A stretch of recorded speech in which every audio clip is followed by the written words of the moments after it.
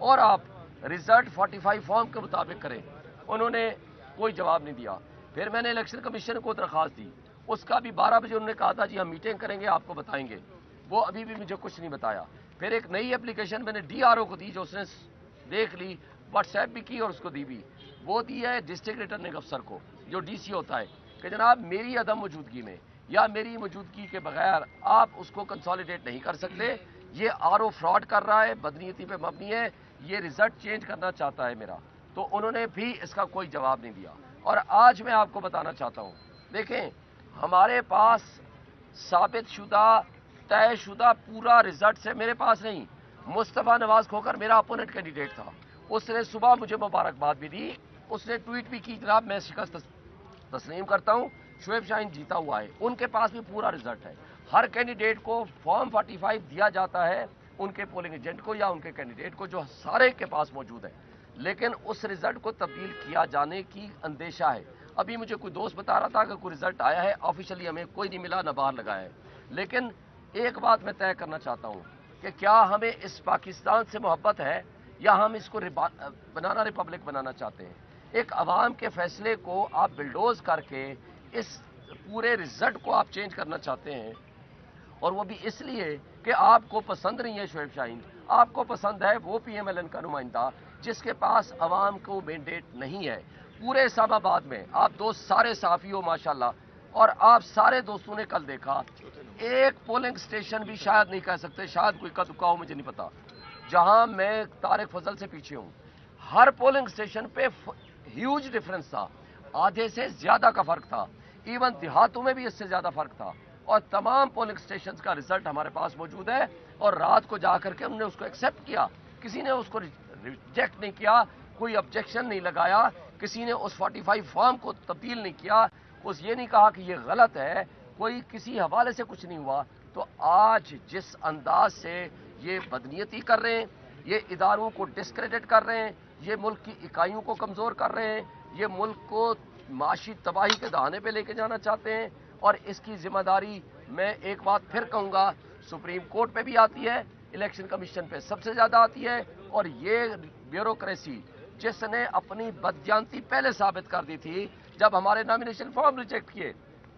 आप मीडिया, कुछ दोस्त गवाह हैं, नासिर भट्ट साहब बैठे हुए हैं और लोग गवाह हैं, मैं इनको साथ लेकर गया इसी रिटर्निंग अफसर के पास।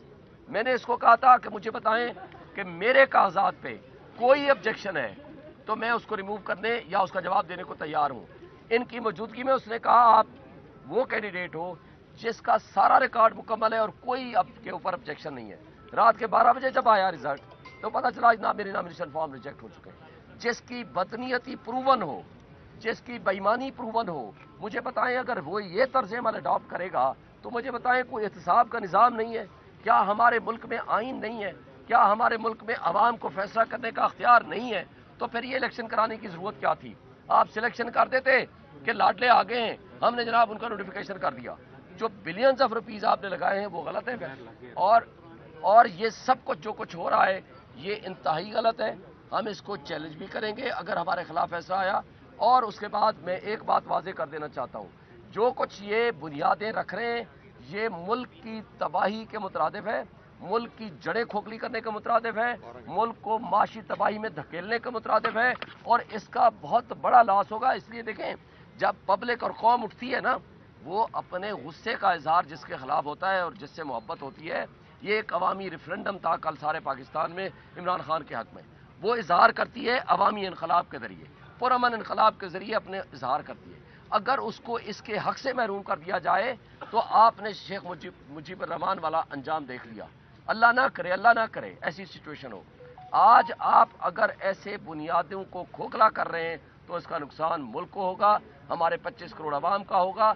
ये हमारा मुल्क है, हम इसके रखवाले हैं, हम इसकी हिफाजत करना चाहते हैं, और हम इस करप्ट ब्यूरोक्रेसी को भी ये साबित करेंगे कि इनको ये जो कुछ इन्होंने किया है इसका उनको सजा और जजा भी होगी, उनका एहतसाब भी होगा। और सुप्रीम कोर्ट से आज मैं मुतालबा करता हूँ, आपने कहा था कि ये वाले डिस्ट्रिक्ट रिटर्निंग अफसर होंगे, ये वाले रिटर्निंग ऑफिसर्स होंगे, आज आप नोटिस लें। रात की तारीकी में आपने हमसे बल्ले का निशान छीना, रात की तारीकी में आपने कहा कि जी गलत फैसला है, मान लेते हैं आपका फैसला दुरुस्त होगा, लेकिन आज आप पे लाजिम है कि लोगों के बुनियादी हुकूक को आप तहफ़्फ़ुज़ करें। आज आप पे लाजिम है कि आप लोगों के छीने हुए हक को वापस कराएं, और अगर आप वापस नहीं करेंगे तारीख आपको बदतरीन अल्फाज में याद रखेगी। और आज मैं एक बात आखिरी इलेक्शन कमीशन को भी कहना चाहता हूं, आपकी भी कुछ जिम्मेदारियां हैं। अगर आप अपनी जिम्मेदारियां हटा के आंखें बंद करके इस डकैती को, ये चोरी नहीं है डकैती है, अगर इस डकैती को आप इजाजत दे देते हैं तो इससे बड़ी तबाही हमारे मुल्क में और कोई नहीं हो सकती।